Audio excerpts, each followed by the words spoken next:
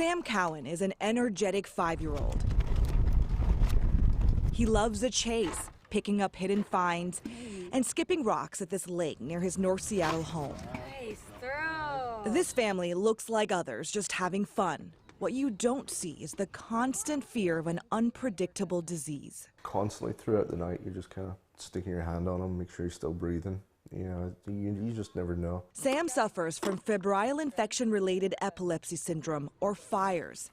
It's a rare epilepsy that hits healthy school-age children out of nowhere. There's a lot they don't know about this disease. Why it happens, where it comes from. All they know is that Sam came down with a high fever. He recovered, but then several days later, Sam had his first round of explosive seizures. On phone to 911 at the same time as, I'm trying to give him CPR. His parents, David and Jennifer, say it was traumatic having to revive their unconscious child. Scary. A lot. He's alive. But what was to come days later was even harder. We were talking 2 to 3 weeks of just constant, maybe 50 to 100 seizures an hour. Watching your child not breathing for that long, I think our longest has been close to 2 minutes. The seizures temporarily robbed Sam of his body, mind, and even his sight. He said, "Mom, I can't see you." And, we reached out and just said, "I'm here." But he was alive. Many kids that suffer from FIRES either don't make it or have long-term brain damage. So the fact that Sam is standing here playing like this is a big deal.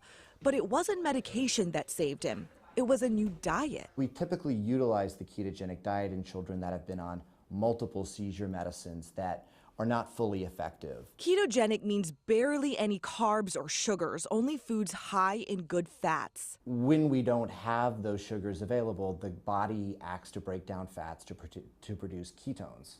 Those ketones can be utilized, particularly by the brain, as a form of energy. Neurologist Jason Lockrow with Seattle Children says cases have shown that when a child with epilepsy burns fat instead of the typical carbs and glucose, the brain is less stimulated. Those changes make the brain much less likely to have seizures. And the fact that doctors at Seattle Children's were able to quickly diagnose and put Sam on the ketogenic diet early on into his seizures is what Dr. Lockrow says protected the child's brain. Sam's now been on the ketogenic diet for almost a year, and he's had significantly less seizures.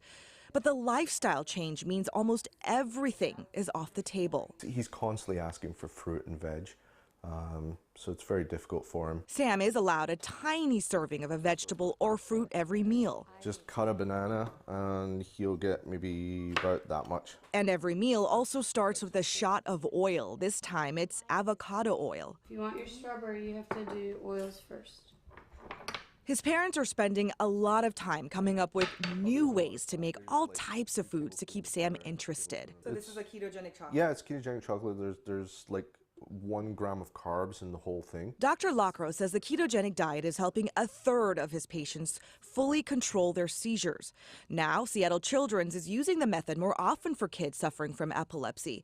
But the doctor says what they're doing should not be taken as an endorsement of the ketogenic diet many are using to lose weight. We use this for seizures. We don't use this for weight loss. I think it's important that people talk with their nutritionist and their doctor about the right diet to be on.